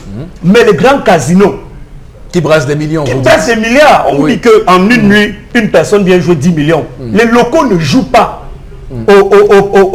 N'entre pas dans les casinos en Côte d'Ivoire, au Sénégal, non, c'est pas possible. Quand vous avez pris l'argent, les étrangers le font pour, vous nous le dites, blanchir l'argent. On parlait très souvent d'un célèbre footballeur camerounais, Jérémy Soren, pour ne pas le citer. Ne citez pas. On disait, attends, j'ai dit pour ne pas le citer, on disait que Jérémy est allé se détendre à Las Vegas. Mais attendez, à Las Vegas, mais il ne peut pas venir se détendre dans son pays parce qu'il sait que dans son pays, c'est un pays pauvre. Il ne peut pas venir lui seul en une nuit. C'est indécent, indécent de le faire. Voilà, c'est indécent. Il ne peut pas le faire. Dans un pays qui compte autant de millions de pauvres, 10 millions de pauvres au Cameroun. Et vous savez le secret des casinos dans le monde. C'est que dans les casinos, il n'y a pas de fenêtre. C'est-à-dire que vous ne voyez pas l'extérieur de peur que votre horloge interne ne se mette en éveil. Il n'y a pas d'horloge à l'intérieur. Donc quand vous entrez, voilà. Et les chaises sont très très collées pour vous empêcher à tout moment de vous lever, de vous mouvoir. D'accord. Et de réfléchir. Mais au moins, j'espère au moins qu'ils y ont des toilettes. Des toilettes. Très loin pour ne pas t'empêcher d'aller réfléchir. Ah d'accord, ok. Je suis très loin de la salle de jeu. Ou bien pour ne pas t'empêcher d'aller réfléchir. Alors Florazé, te permettre. Voilà, il y a Emmanuel. Voilà. Oui. Et une fois de plus, le gouvernement était obligé de laisser ces choses se développer pour distraire les jeunes. Voilà, c'est... pour perdurer au pouvoir, c'est Emmanuel Santo qui réagit. D'accord, merci beaucoup à vous Florazé pour ces messages. Voilà, messieurs, continuez à nous les envoyer. D'ailleurs, nous sommes très heureux d'avoir votre sentiment sur les questions que nous mettons sur cette table, la table circulaire du Zénith. Alors, Florazé, avec vous, on va tout de suite enchaîner avec la revue des réseaux sociaux. Oui, avec 3 informations pour ce mercredi. Eric Et on va y aller au pas de course. La toute première affaire Bouba Simala, déjà hier lors de cette audience liée à cette affaire, les conseils du président de l'Assemblée nationale et non seulement découvert l'existence, j'allais dire les avocats, ont non seulement découvert l'existence d'une intrigante correspondance de leurs clients, mais aussi appris qu'un autre avocat avait été constitué pour la défense de Kavaïgué et d'Ibril et qui dit n'avoir pas porté plainte contre Bouba Simala, son ancien garde du corps. Donc le président de l'Assemblée nationale a clairement mentionné dans cette correspondance adressée, on le rappelle, le 25 mai dernier au tribunal militaire de Yaoundé. Et puis la dite lettre a été donc lui-même hier, mardi, en ouverture de cette audience tenue au sein de cette juridiction. Autre fait aussi majeur de cette audience, c'est que les avocats du président ont vu arriver maître Sylvestre Mben, donc venu présenter sa lettre de constitution comme avocate de Kavaïgué d'Ibril, ce qui a donc marqué la surprise même au cœur même des avocats. Et puis cet embarras a également permis au ministère public à renvoyer l'affaire afin de déterminer précisément qui s'adressera désormais à la Cour pour le compte du président de l'Assemblée nationale. On rappelle tout de même que Bouba Simala était reproché d'avoir tenté d'enlever le président de l'Assemblée nationale à une séance de sport au parcours Vita de Yaoundé. Donc pour l'heure, l'audience a été renvoyée pour 17 juillet de cette année. Florazé, d'accord, merci beaucoup parce que c'est l'information vraiment buzz du jour parce que pas moins de 5 journaux quotidiens en parlent aujourd'hui et je pense que 3 d'entre ces quotidiens-là en font leur grande une ce matin, comme quoi l'affaire quand même intéresse les gens. Alors comment comprendre cette volte-face, Auriol Tchoumi? Pour moi, il n'y a pas volte-face. Vous ne pouvez pas dire je n'ai pas, la correspondance est là, je n'ai jamais porté plainte contre mon garde contre mon aide de camp ou mon garde du corps, Bouba Simala. C'est-à-dire, vous désavouez vos avocats. Mais vous envoyez encore un autre avocat qui présente sa constitution devant la cour. Mais vous l'envoyez donc faire quoi? Parce que si vous n'avez pas porté plainte, l'argument qui est donc brandi par l'avocat de la défense, c'est-à-dire que nous avons ici une correspondance du président de l'Assemblée nationale qui dit n'avoir jamais porté plainte contre notre client, eh bien, si cet argument est retenu par la cour, il y a déchéance de procédure. Donc, le procès est nul et de nul effet. Maintenant, celui qui vient donc se constituer avocat de l'accusation, il vient donc poursuivre le procès. Le même procès que vous dites n'avoir pas engagé. Je rappelle qu'il peut ne pas porter plainte contre Bouba Simala et le ministère public le fait. Parce qu'il dit, j'ai saisi sa direction. Et il appartient à un corps des armées. Donc, il peut le passer. La gendarmerie, précisément. Oui, la gendarmerie, précisément. Oui. Seulement, le fait qu'un nouvel avocat rentre en scène prouve que, effectivement, il y a une plainte. D'accord. Et donc, on a envie... À quoi on joue le pan, selon vous? Non, vous savez, dans ce pays, moi j'aime bien le dire, hein, chaque fois que vous avez un procès contre un riche, vraiment prenez votre mal en patience. Parce que soit il ne viendra jamais, soit il va toujours dire je n'ai pas, entre-temps le temps passe et vous êtes en prison. C'est le jour où il va donner sa signature que vous allez arriver et surprise générale, on va vous dire vous êtes relaxé. Voilà, c'est comme ça. Mais en attendant, vous croupissez en prison. Je rappelle que le capitaine Bouba Simala, actuellement comparé libre, hein, il a bénéficié en 2015 d'une libération provisoire de Konengu où il a passé près de 2 ans. Donc c'est clair que pour l'instant, c'est compliqué cette affaire. Alors bon, Bengan, comment doit-on la comprendre? Rappelons que Bouba Simala, c'est le neveu de Kavaye Djibril, donc c'est un peu c'est son fils, pas un peu, c'est son fils. Non, c'est triste, triste, vraiment c'est triste. D'abord, les personnalités engagées pour l'affaire, il s'agit quand même du président de l'Assemblée nationale et d'un capitaine de la gendarmerie, donc de notre armée de gestion. Maintenant, les liens entre les deux, vous l'avez dit, c'est les liens de famille. Les liens de famille. Est-ce que le président de l'Assemblée nationale a compris finalement que les 2 ans de détention de son fils suffisent pour qu'il cette les procédures de son élargissement.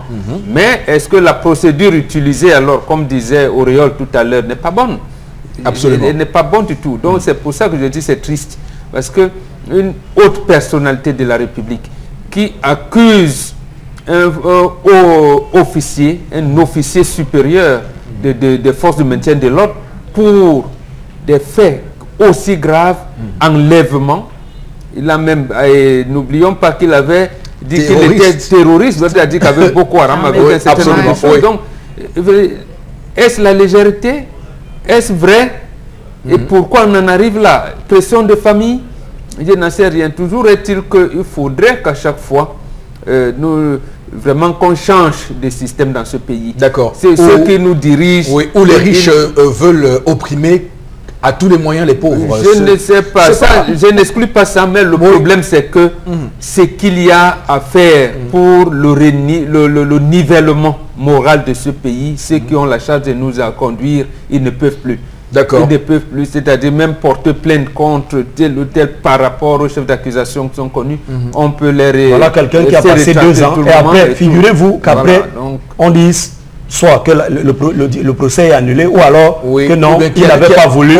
Ou qu'il y a un non-lieu. Voilà, qu'il y a un non-lieu. Il n'avait pas, et qu'on dise ou peut-être il n'avait pas voulu enlever le président. Il avait senti un danger, il a voulu plutôt le protéger. Qu'est-ce que vous faites de ces 2 années passées en prison? De toutes les façons, il a fait, rappelons qu'il a été rectifié, hein, c'était en 2017 et pas en 2015. L'exactitude des faits m'oblige à le rectifier. C'est le 8 février 2017 que Bouba Simala a été donc libéré de la prison de Kondengui après 2 ans passés au cachot.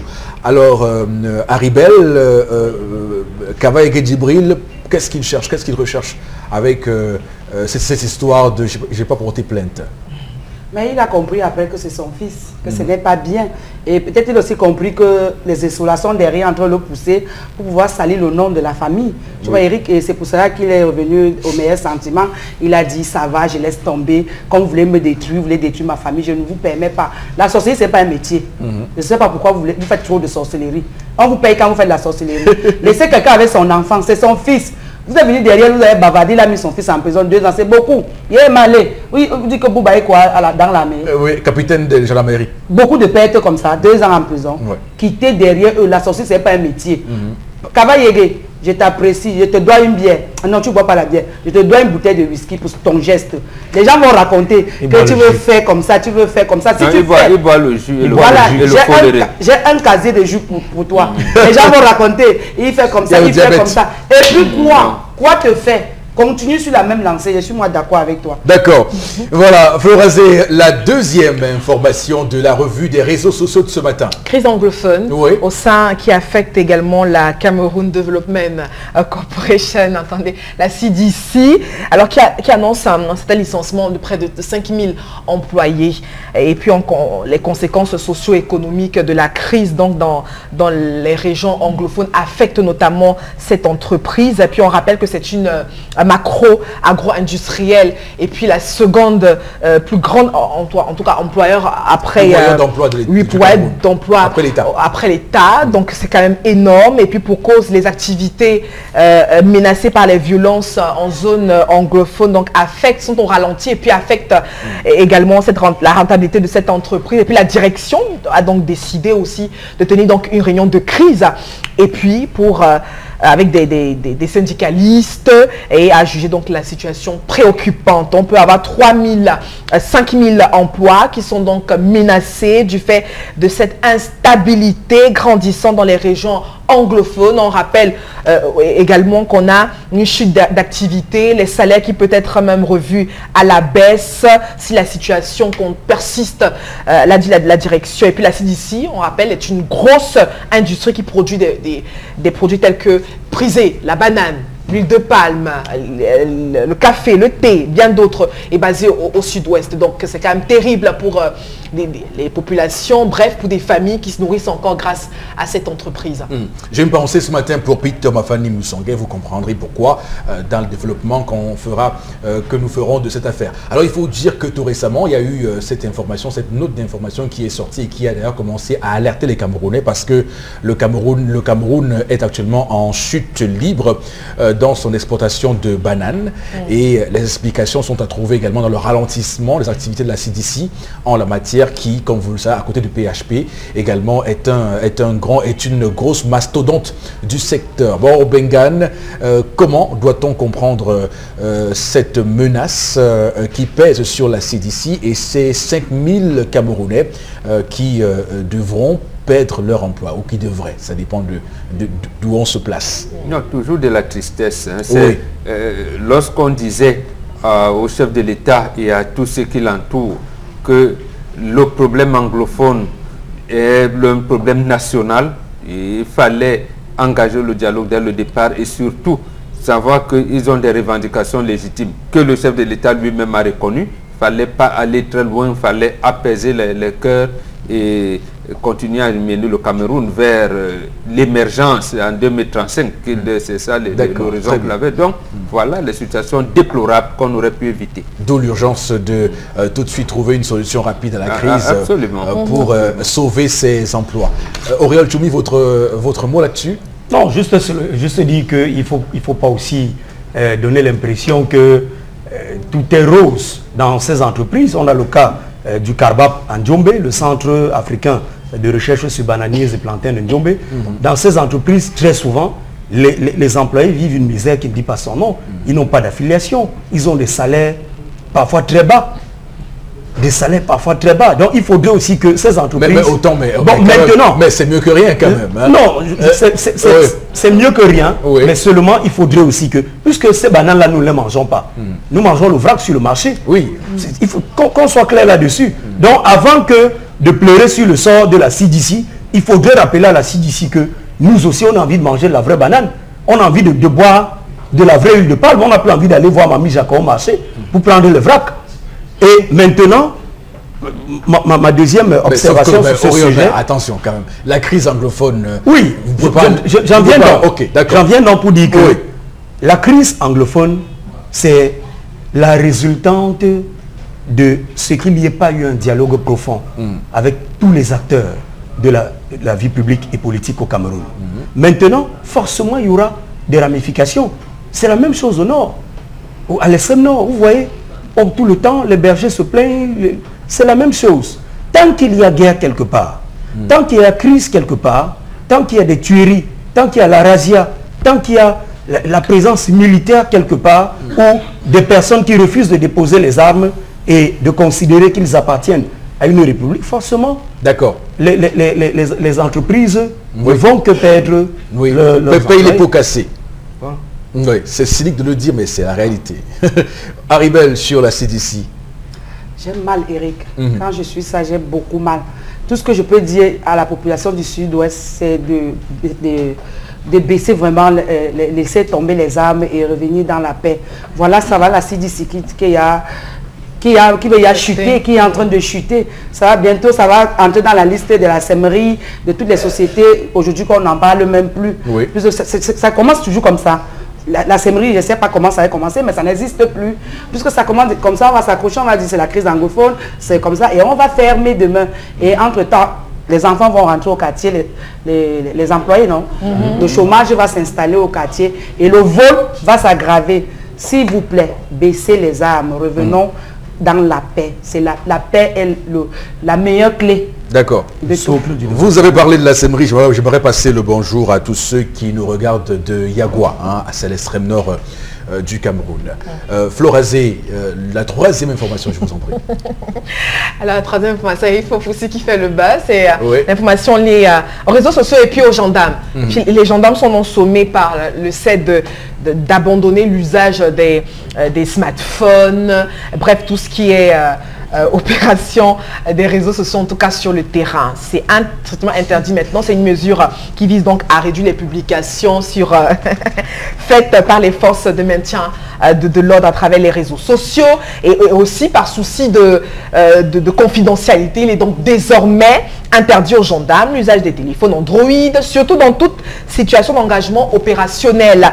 Et puis strictement interdit de capturer même les images d'action sur le terrain. C'est donc une décision du CED et puis qui semble arriver à point nommé. Vous savez, sur les réseaux sociaux, on a vu des vidéos plutôt tristes, des femmes traînant dans la boue, etc. et tout, qui ont quand même marqué négativement nos chers internautes. Et puis voilà donc que cette mesure tombe et puis qui permet également de supprimer tous les comptes qui laissent voir leur appartenance aux forces de maintien de l'ordre. Donc les gendarmes doivent se tenir à carreau. Désormais. Oui, c'est vrai que c'est une forme aussi un peu d'aveu d'impuissance de la part du secrétaire d'État à la Défense chargé de la gendarmerie, Galax Yves Landry et Toga, parce que, souvenez-vous, il y a quelques semaines, une note similaire avait été pondue par lui-même et disant clairement l'utilisation des réseaux sociaux par les gendarmes et comme vous le savez, ça n'a pas été respecté puisque il y a quelques jours on découvrait une vidéo de deux jeunes Camerounaises maltraitées dans la boue par des hommes en tenue. Donc ça montre que les gens n'ont pas respecté cela. Et donc il revient avec une deuxième note pour repréciser sa pensée sur le sujet. Est-ce que cette fois il sera écouté? Parce qu'il a précisé dans cette note évidemment que les gens créent des faux comptes. Donc les gens ont réussi à contourner cette mesure et à créer des faux comptes. Il faut dire que le monde il est tel qu'il est. On imagine un peu les gendarmes ne peuvent arborer de smartphones sur telles opérations. Comment ça va se faire? Alors Oyol Tchoumi, votre commentaire là-dessus? Non, je ne suis pas d'accord avec vous, Eric Fopoussi. Oui. Voilà la preuve qu'il faut gouverner un pays avec les jeunes. Moi, je tiens un coup de chapeau au chef de l'État, Paul Biya, sur la nomination de Yves Landry au secrétariat d'État à la gendarmerie. Pourquoi? Parce que ce monsieur a compris que dans tous les pays du monde, les grands pays qui sont déployés sur le théâtre des opérations, notamment les guerres, on n'y va pas avec son téléphone personnel, monsieur. Si vous allez avec votre téléphone personnel, il reste au camp. Quand vous êtes en train d'aller au front, vous allez avec des téléphones satellitaires. Donc, vous croyez que l'armée américaine ne commet pas les exactions? Il n'y a pas une armée au monde. Je le dis, il n'y a pas une armée au monde qui commet les exactions comme l'armée américaine. Mais vous ne verrez aucune exaction. Même les films, l'armée américaine encadre tous les films militaires tournés par les États-Unis, par Hollywood. Pourquoi? Parce qu'il faut vendre l'image de l'armée. Un Rambo qui est tout seul, qui va au Vietnam, qui va tuer tout le monde et rentrer avec les soldats. Au Cameroun, vous avez des militaires et des gendarmes qui s'amusent à diffuser, à filmer une torture et à diffuser sur les réseaux sociaux. Mais ils oublient une chose, c'est que aucun militaire au monde ne peut faire subir à un terroriste le cas de ce qu'un terroriste peut faire subir à un militaire. D'accord. Donc alors, il faut, donc, au final, nous sommes d'accord au final, parce que quand je dis aveu d'impuissance, ce n'est pas dans l'intention qu'il a, c'est dans l'impossibilité qu'il trouve, qu'il constate de faire respecter cette mesure. Oui, le problème c'est qu'il faudra, à partir des camps, être à même d'identifier. Voilà. C'est vrai que c'est difficile. Par exemple, c'est difficile, mais il faut réunir les soldats et leur dire quel est le rôle des soldats.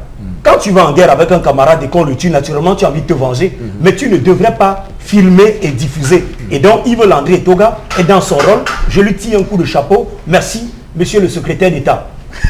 Vous l'avez appelé Yves Landry et j'ai souhaité vous demander quels sont vos rapports, mais je... Non, je ne le connais pas, je l'aime jamais vu. Non, je sais. Oh là, mais Oriol, je sais que vous ne le connaissez pas, mais juste l'avoir appelé par son prénom au départ. Protège, hein, il protège les militaires et les gendarmes. Okay. Il les protège. Merci beaucoup à vous, Florazé, pour cette revue des réseaux sociaux de ce mercredi 20 juin 2018. Hein. Nous vous remercions infiniment. Vous me regardez d'un coin de l'œil, pourquoi? Qu'est-ce qui se passe? Non, mais c'est normal. C'est normal, je suis là pour servir les mon cher téléspectateur. D'accord. Ok. Madame, Messieurs, le Zénith se poursuit ce mercredi. Parlons maintenant de la cérémonie d'installation des membres des bureaux élus, des organes de la famille Kafo ici à Douala. Et pour en parler, j'accueille quelques membres de cette famille Kafo ici à Douala. D'abord, Monsieur Félix Kamgang et ensuite Madame Marie-Thérèse Kamoa. Et puis, donc, Kevin Momo. Je rappelle qu'il est malvoyant. Bonjour à vous et bienvenue sur le plateau. Bonjour, bonjour. Bonjour Eric. Alors non, pas tout le monde en même temps. Hein. Chacun, ok. Alors, première question ce matin, parlez-nous de la famille Kafo de Douala. Alors, bonjour Eric. Oui. Bonjour aux nombreux téléspectateurs de Equinox TV. La famille Kafo de Douala, c'est une association d'environ 500 personnes. C'est une association qui est composée de 4 organes. Le premier organe, c'est l'association, c'est une sous-association, disons que c'est l'association des hommes, la réunion des hommes. Ensuite, la réunion des hommes a environ 150 personnes. La réunion des femmes, environ 150. La réunion des filles, environ 150 également. La réunion des jeunes est d'environ 50 personnes. D'accord. Alors, nous sommes... Le village Kafo, c'est un des 16 villages du groupement Baham. Oui. Et le chef de la famille Kafo de Douala représente le chef du village Kafo. Et donc nous sommes donc à peu près en gros. Voilà la présentation de la famille Kafo de Douala hein, à Baham. Et quelques mots quand même sur cette cérémonie d'installation des membres du bureau élus des organes de cette famille Kafo. Je vous en prie. Alors c'est Madame Marie-Thérèse Kamoa qui prend la parole. Oui. D'accord. Madame. La cérémonie est pour l'installation des membres élus dans tous les organes de la famille Kafo de Douala. Et elle est présidée, elle est placée sous le haut patronage du chef de la famille Kafo et chef du village Kafo, autant pour moi. Et nous et bien sûr que cette cérémonie-là d'installation, il fallait repréciser l'organe de cette famille pour mettre de l'ordre ou pas, enfin, je veux dire. Oui, dans cette famille, tous les organes doivent être en communion, installés, oui. Et le chef de famille, pardon, le chef du village Kafo doit être là présentement lui-même. Et il a dans sa JBCA 4 bâtons de commandement. D'accord. C'est lui. Il a le bâton de commandement du chef de famille, le bâton de commandement de la présidente des femmes Kafo de Douala et le bâton de commandement des filles appelées communément Gogo de Douala, et enfin le bâton de commandement des jeunes, du président des jeunes Kafo de Douala. D'accord, ok. Donc sur cette cérémonie-là, c'est prévu comment? Parce qu'il faut qu'on explique ce qui va clairement, ce qui s'est passé ou ce qui va se passer. Oui, le programme doit être présenté comme ci-dessus. Oui. On va commencer d'abord par l'animation, par la cérémonie traditionnelle, enfin la danse traditionnelle Gogo de Douala. D'accord. Ensuite, ce sera quand? Ce sera effectivement le 23, samedi 23 mai. 23 juin 2018, oui. 2018. Oui, après, on va passer à l'installation, à l'accueil des invités. Et après, ce sera le mot de bienvenue du président du comité. Ensuite, c'est beaucoup de gens. Il y a le chef du village. Il y a d'abord l'installation. Et puis... D'accord. Alors, peut-être que M. Félix Kamgen va également peut-être nous dire ce que vous attendez des responsables qui seront issus de ce nouveau bureau élu. Ok, justement, nous sommes là ce jour pour les installer. Oui. Et les installer, ça veut également dire les mettre devant leurs responsabilités, leur dire que c'est à eux de nous conduire, de nous organiser, et leur dire que c'est à eux de nous sensibiliser, parce que là, ils ont un rôle de réunir tous les membres de la famille Kafo, de Douala où qu'ils se trouvent, et d'amener chacun d'entre nous à donner sa petite contribution à l'épanouissement des ressortissants Kafo et au développement des terroirs. Donc nous attendons d'eux qu'ils soient avec nous, qu'ils nous sensibilisent, qu'ils contrôlent nos finances, qu'ils s'assurent que chaque membre de la famille Kafo donne le meilleur de soi-même pour le succès de notre association, de notre terroir également. Oui. Alors, Monsieur Félix Kamgen, pourquoi avoir médiatisé l'installation? Oui, la médiatisation de l'installation nous donne la possibilité de sensibiliser davantage le maximum de la population Kafo. Nous pensons ce jour-là à réunir environ 400 personnes. Alors, la possibilité que vous nous avez donnée d'être ici, c'est de dire à nos gens d'être là et d'écouter notre chef du village qui sera là, qui va présider la cérémonie, d'écouter également le chef de la communauté Baham de Douala, puisque À Douala, il y a également un chef de la communauté. D'écouter notre chef qui est élu, qui va dérouler son programme pour les 5 années à venir, de l'écouter également, s'engager devant nous pour diriger CAFE dans les meilleures conditions possibles. D'accord. Alors, il faut dire, c'est où et c'est quand? Donc, comme on l'a dit, c'est le samedi prochain, c'est-à-dire le samedi 23 juin, à partir de midi. Oui. Où? À CAFE, à l'esplanade du foyer Poums. C'est non loin de la mairie de Douala, deuxième. D'accord. On va passer la parole aussi à Kevin Momo. Je rappelle qu'il est malvoyant pour nous dire quel impact des jeunes pour cette cérémonie. Oui. Voilà, bonjour à tous les téléspectateurs d'Equinox Télévision. Oui. Le jeune a un grand impact, un grand rôle dans cette cérémonie. Il faut dire déjà que le chef de la famille Carrefour compte beaucoup sur les jeunes. C'est là que le jeune doit apprendre un peu dans sa culture. Il doit voir comment se passe la danse du gougre, pour ceux qui ne connaissent pas. Le jeune qui arrivera va apprendre également un peu à parler la langue maternelle, parce que je rappelle que la cérémonie sera dirigée par 3 personnes, une qui parlera en langue, l'autre qui parlera en français, et un jeune qui est communicatrice et qui parlera également en français. Donc le jeune va apprendre à parler la langue maternelle à travers cette cérémonie. Le jeune va connaître qui est le chef du village Café.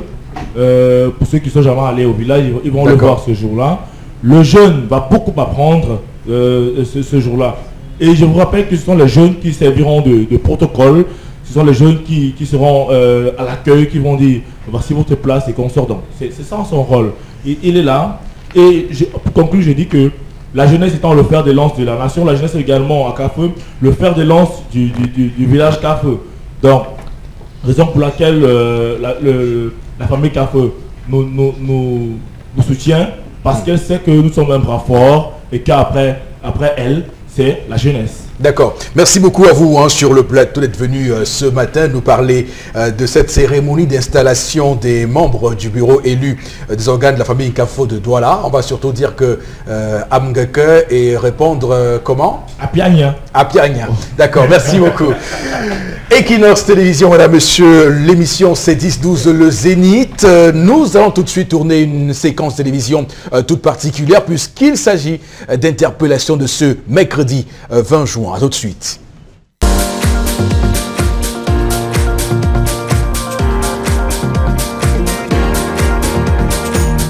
Il faut alors qu'on développe encore les stratégies, les autres stratégies pour voir comment on peut sortir ces 2 régions dans cette crise. Et de là alors, il faut un dialogue, il faut préconiser le dialogue, puisque c'est le dialogue qui doit vraiment, à travers ce dialogue, on peut trouver une solution à cette crise anglophone et que l'année 2018 alors soit stable dans toutes ces 2 régions et que chaque enfant doit retourner à l'école pour voir comment on peut résoudre ce problème et que les 2 régions soient réunies puisque le Cameroun est un et indivisible. Et là, il n'a pas vraiment touché ce point. Est-ce qu'on attendait vraiment de lui? Donc ça ne m'a pas vraiment étayé tout son discours-là.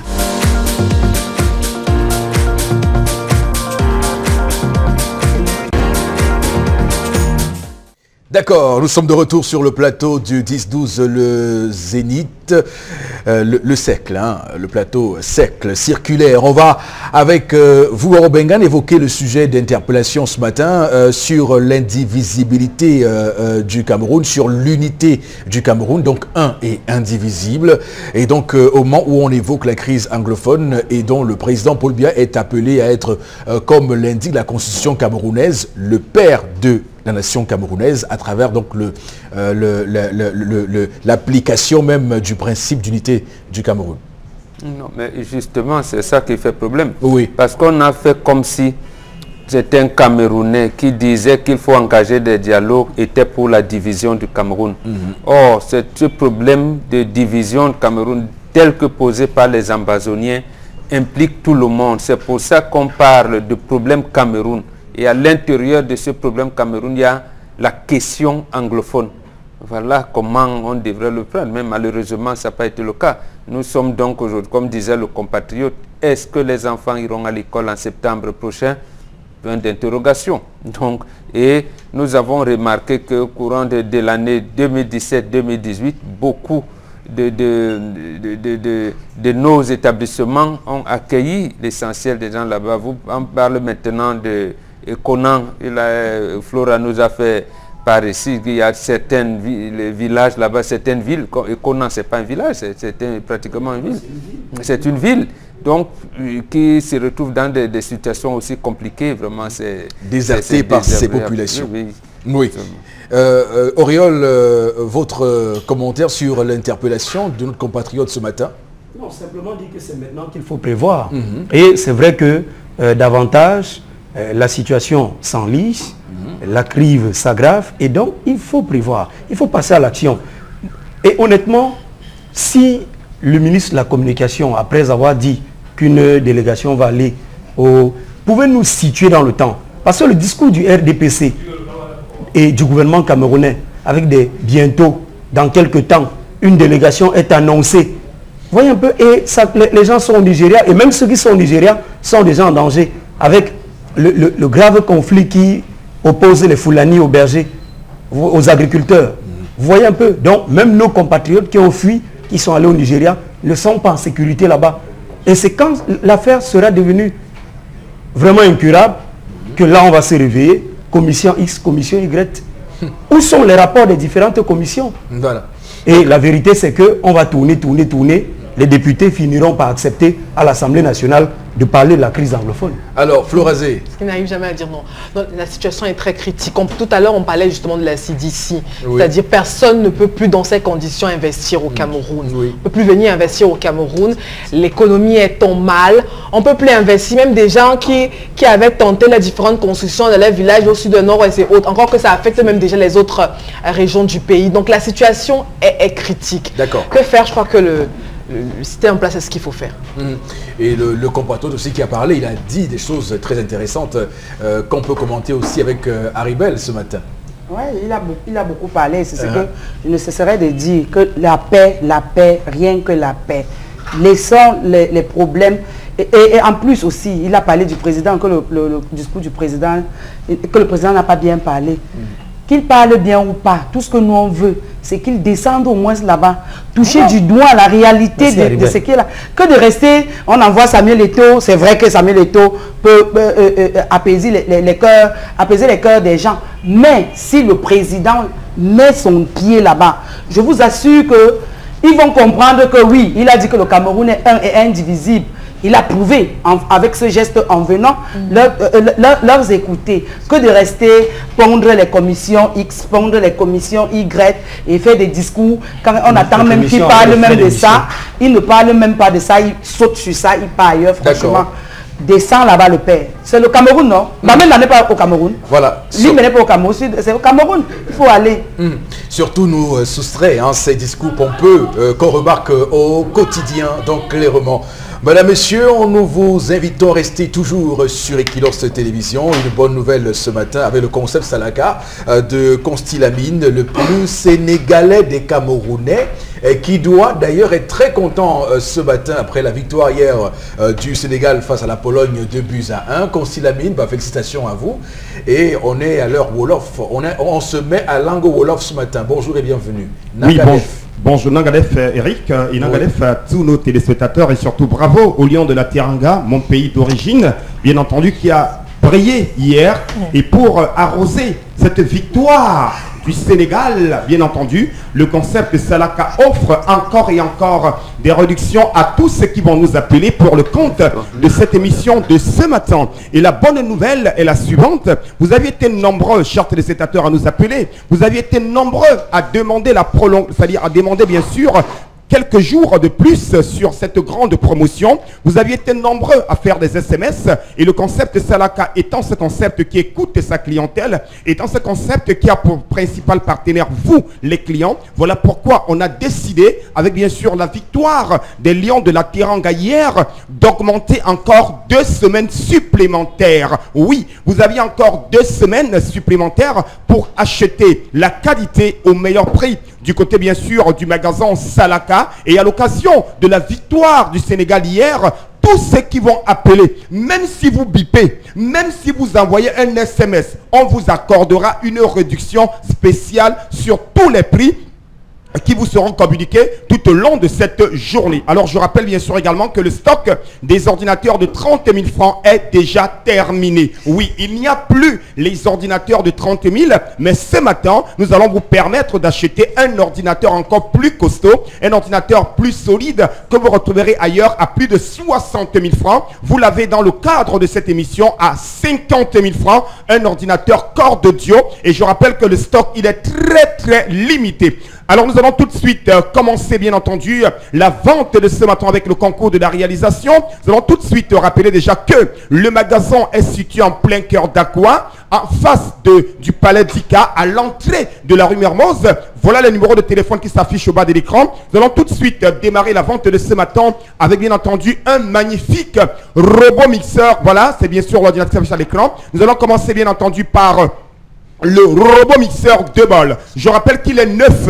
Il est dans le carton. Il vous permet de faire les jus de fruits, les condiments secs, les condiments frais. Vous l'avez à 11 500 francs. Et vous avez encore 2 semaines jour pour jour pour l'acheter à 11 500. Ceux qui n'ont pas le temps peuvent commander dès à présent et retirer même après la promotion. Et dès que vous appelez, on vous donne encore la réduction sur ce robot mixeur de 11 500 francs. C'est du jamais vu. Il n'y a que le concept Salaka pour le faire. Nous allons tout de suite continuer avec un magnifique fer à vapeur. Il est non seulement costaud, il est grand, il est solide, il est neuf. Il ne coûte que 6 500 francs. Je rappelle que le même fer à vapeur, vous l'avez ailleurs à plus de 15 000. Mais dans notre magasin, 1001 tapis, grâce au concept Salaka, vous l'avez à 6 500 francs. Et je rappelle qu'à Salaka, on ne dépend pas, mais on remplace. À côté bien sûr du fer à vapeur, on a cette magnifique bouilloire électrique. Je rappelle qu'elle est en aluminium, elle est neuve, elle est dans le carton. Vous l'avez à 7 500 francs, pendant qu'on vous la vend à 12 000, 10 000, mais Salaka vous la vend à 7 500 francs. Et dès que vous appelez pour la victoire du Sénégal, on vous applique encore une réduction spéciale sur cette magnifique bouilloire. À côté bien sûr de la bouilloire électrique, on a bien entendu ce magnifique appareil de musique, le woofer. Oui, ça vous permet non seulement d'écouter la musique, mais également de suivre les informations grâce à sa radio incorporée. Vous l'avez à 25 500 francs. Oui, Rélo Tchoumi, ce n'est pas la blague. Ne sois pas étonné, mon frère Réol. C'est 25 000. Un magnifique ouf, neuf dans le carton. Et dès que vous appelez, je donne encore la réduction, tchac, sur ce woofer de 25 000 francs seulement. À côté, bien sûr, du woofer, on a bien entendu un laptop. Je rappelle que le dernier stock de ces laptops est encore disponible. Ceux qui n'ont pas assez d'argent, nous acceptons les avances. On peut commander dès à présent et retirer après la promotion, à condition d'appeler dès à présent et de recevoir une réduction spéciale pour la victoire du Sénégal. 65 000. Il est d'origine, il est solide, il est dans le carton, il est avec garantie. Il a 80 Go de disque dur, 2 Go de RAM à 65 000 francs. Vous ne retrouverez cela nulle part ailleurs, rien que dans cette émission. À côté, bien sûr, le nouveau bébé, un ordinateur complet. Il a un écran 17 pouces. Il a 80 Go de disque dur. Il a 2 Go de RAM. Et bien entendu, lecteur DVD, vous l'avez à 50 000 francs. Je rappelle que l'ordinateur de 30 000 francs était pratiquement la moitié de celui-ci. Normalement, ça devait coûter 70 000 francs. Mais vous l'avez à 50 000 francs avec une réduction pour ceux qui vont commander. Et les écoles, les établissements, les entreprises qui veulent acheter en gros, on vous donnera encore une réduction spéciale. Nous allons tout de suite continuer avec un Core i3. Vous l'avez à 100 000. Oui, un Core i3.